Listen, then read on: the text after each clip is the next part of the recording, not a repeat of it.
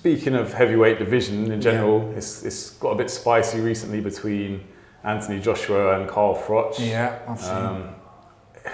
It's hard, you don't want to pick sides necessarily, even though you're good friends with both of them or have been. But do you think it's a bit out of order that Carl Froch shared private DMs? That's taking it a bit too far? Yeah, I think that's wrong, yeah. I mean, private DMs are exactly what's supposed to be private DMs between you and him. So I find that a little bit alarming. Very unlike Carl, so I was surprised, to be fair. Yeah. But it is what it is. You know, I think one lad's been basically silenced and the other one doesn't really respond to many, but I think Josh has took it personal and Carl's just having a dig at everything and anything at the moment. So I don't know, it's just 6 to 1, half a dozen of the other, but ultimately, you know, I do think it's wrong leaking personal DMs. I think that's bang out of line. Do you think there will come a time where they actually meet in person and they can sort it out, or do you think it's going to be I think there's nothing to sort. I mean, what's going to? I mean, no one's going to start throwing punches over a bit of a Twitter beef, really. I wouldn't think so anyway. But you can't disrespect people, and you also can't be asking, listen, let's meet up and straighten this out, because in an ideal world, that's only going to go one way. Yeah, it's true.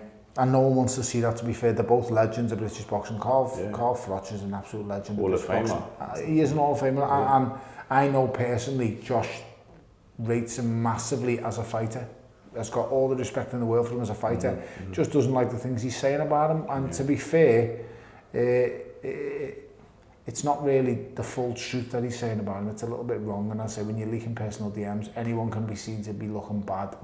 When you leak certain private messages, because we can all have a temper, we can all say things we don't necessarily mean, and we can all have a moment of anger. Everyone's got them. I mean, I've said some horrible, nasty things in my time. I've done some horrible, nasty things, but I would like to think I'm a better person than that, and they're just one-off moments. But we all have them. Carl has them, Josh has them, I have them, you have them, he has them. We all have nasty, bad moments in our time.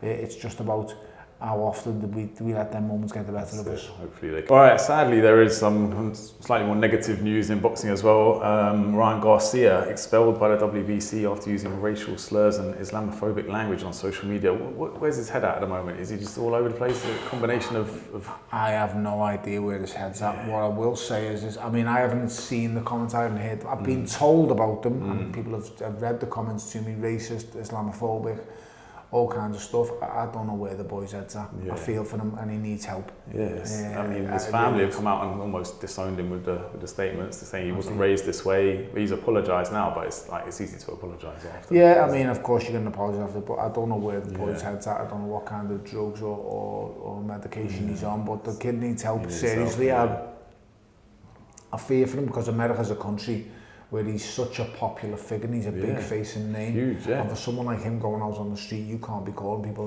the names he's calling them and expect to get away with it. No, you've got a responsibility as well, and you know, you're going to face